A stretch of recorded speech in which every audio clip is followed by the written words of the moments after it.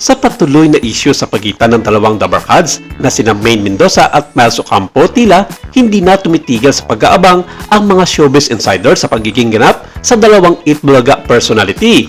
Umuugong kasi sa social media ang samut-saring mga espekulasyon matapos mapansin ng mga fans na hindi na raw sinusubaybayan ni Maine ang kanyang co-host at longtime friend na si Miles Ocampo sa Instagram. Sa madaling salita, in-unfollow na nito ang huli sa kanyang nasabing social media account. Nakakatuwa naman kasi dahil napuna din ng mga netizens na sinusundan pa rin ni Miles si Maine sa kanyang IG sa kabila ng mga isyong binabato sa kanilang hindi pagkakaunawaan sa isa't isa. Hindi napigilan ng mga netizens na marami sa kanila ang sumusubaybay sa malapit na pagkakaibigan ng dalawa sa pamamagitan ng mga segment ng noontime show, lalo na ang PRP na nagpahayag ng pagkabahala sa kanilang mga fans.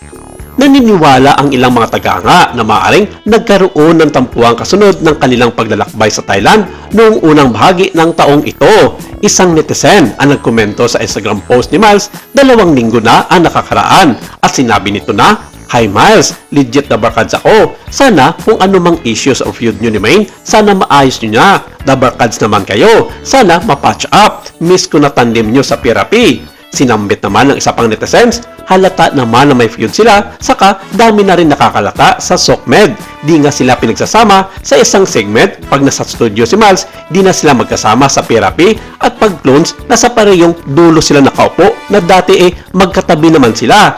Kaya nga sana maayos na nila, mamamagitan sana ang TBJ dito. Sinabi ng mga showbiz insiders na patuloy na magkasama sina Maine at Miles sa PRP segment ng Itbulaga pagkatapos ng kanilang Thailand tour. Ngunit ang sabi ng mga tagahanga kumakailan lamang na tila umiiwas sila sa isa't isa. May naka-observe pa nga sa harap ng kamera na si Maine ngayon ang madalas nakapareha ni Raisa Madison imbes na si Miles Ocampo. Dagdag pang gatong sa sunog ng mga showbiz insiders, isang social media user ang nagbuhos ng tsaa na nagsabing nangyari unfollow pagkatapos ng kanilang bakasyon sa Thailand at ito ang simula ng umano'y tampuhan nilang dalawa. Ikonekta ng ibang mga tagahanga ang napabalitang awayan sa pag-alis ni Miles sa Crown Artist Management na co-founded ni Maha Salvador na isa sa mga pinakamalapit na kaibigan ni Maine Mendoza.